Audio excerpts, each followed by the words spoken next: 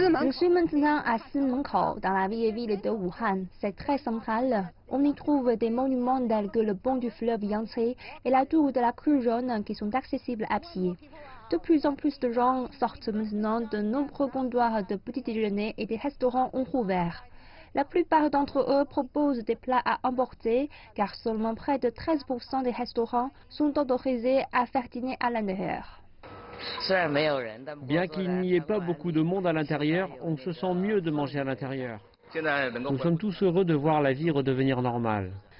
Après avoir obtenu le feu vert sur cette application, nous pouvons entrer dans ce marché alimentaire temporaire.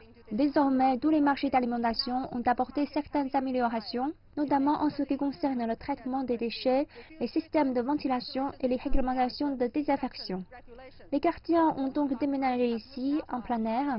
Nous pouvons voir de nombreux types de fruits et légumes frais. Voici les nouilles, des produits à base de haricots et divers assaisonnements. Oh, je vois aussi des écrevisses. C'est l'un des aliments les plus populaires de Wuhan maintenant. C'est un peu bruyant, mais n'est-ce pas génial? J'ai acheté des écrevisses qui sont les préférées de mon fils. Le responsable du kiosque dit qu'il y en aura plus cet après-midi, alors j'ai acheté les dernières. Nous ne paniquons pas comme avant, nous nous sentons très soulagés. Il s'agit de la principale rue commerçante de Simenkou. Nous pouvons voir que certains magasins ont ouvert.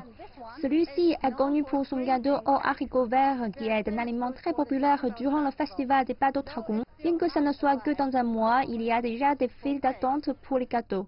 Les gâteaux aux haricots verts ont bon goût, nous y sommes habitués. Après avoir été confinée à la maison pendant des mois, j'avais envie de gâteaux, alors que je me suis précipitée ici pour satisfaire mes papilles dès que j'en ai eu l'occasion. Le secteur de la vente au détail de Wuhan a été durement touché, bien sûr, mais le gouvernement local et de nombreux propriétaires ont aidé les magasins à payer leur loyer, ce qui leur a permis de demeurer en affaires.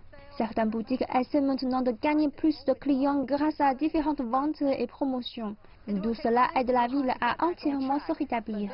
Après une crise, c'est toujours une opportunité, disent-ils. Il faudra du temps à Wuhan pour se remettre sur les rails, mais cette fête du 1er mai prouve que le processus a bel et bien commencé.